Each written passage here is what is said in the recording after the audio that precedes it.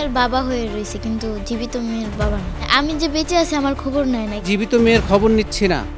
যে কথাটা আমার মেয়ের শিখায় দিছে কি আমার মেয়ের থেকে বলছে সেটা আমি জানি না। সন্তানের লাশ নিয়ে যাচ্ছে, বাবা কবর দিবে, বাবার এলাকাতে কবর দিবে, নর্মালি নিয়েছিলাম। 5 আগস্ট দুপুরে বৈষম্য বিরোধী আন্দোলনে গুলিবিদ্ধ হয়ে নিহত হন এইচএসসি পরীক্ষার্থী নাফিসা হোসেন মারোয়া। অনুদানের টাকা নিয়ে নিহত নাফিসার বাবা এবং মায়ের মাঝে দেখা দিয়েছে দ্বন্দ্ব। নাফিসার মায়ের অভিযোগ, স্বামী একাধিক বিয়ে করে ভরণ পোষণ না দেয়ায় 2 মেয়ের ভবিষ্যতের কথা চিন্তা করে প্রবাসে পাড়ি জমিয়েছেন তিনি। অথচ কয়েকটি সংস্থার অনুদান একা ভোগ করতে বিভিন্ন কৌশল করছেন নাফিসার বাবা। নাফিসার ছোট বোন সাফার আক্ষেপ, তার বাবা খোঁজ না নিলেও শহীদ কন্যা নাফিসার অনুদানের টাকা পেতে মরিয়া। বাবা তো আমার খোঁজ খবর নেয় না।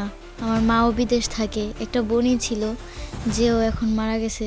এখন তো আমি একা হয়ে গেছি। আমি যে বেঁচে আছি আমার খবর নেয় না, কিন্তু উনি এখন আমার বোনের কাগজপত্র নিয়ে সব জায়গায় ঘুরা ঘুরা বেড়াইতেছে। মৃত মেয়ের বাবা হয়ে রয়েছে, কিন্তু জীবিত মেয়ের বাবা না।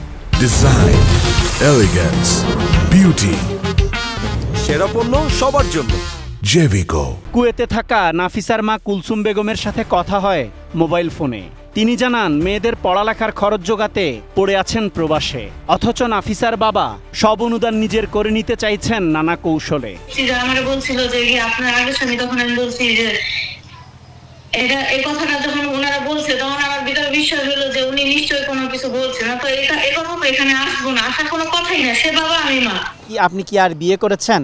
না, আমার বিয়ের প্রয়োজন তো নাই। আমি আমার সন্তানের জন্য চাচ্ছি আমি বিয়ে করি, উনিও চাইবো আমার হোক, আমার ইনকামের হোক। আমি তো শুধু আমার মেয়েদের জন্য ভাই হয়েছি। আমার যদি সাপোর্ট থাকতো তাহলে তো আমি আজকে প্রবাসে যেতাম না। নাফিসা বড় ছিল, ওর একটা আগ্রহ ছিল লেখাপড়া করার, ওর বড় একটা স্বপ্ন ছিল।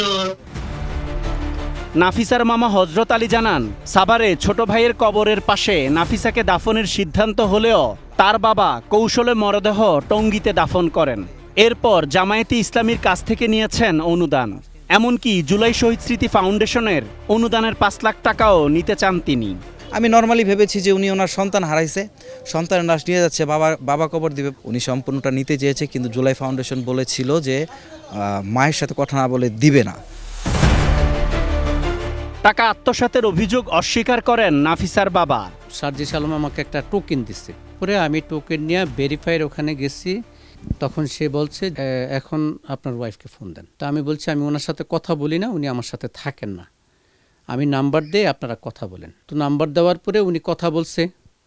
উনি সর্বপ্রথমেই বলছে যে আপনারা চেকটা দিবেন না। আপনার ছোট মেয়ে বলছে আপনি মরে যাওয়া নাফিসার বাবা হয়ে আছেন, কিন্তু জীবিত থাকা যে মেয়ে, সে মেয়ের বাবা আপনি এখনো হতে পারেননি, সে মেয়ের খবর নিচ্ছেন না।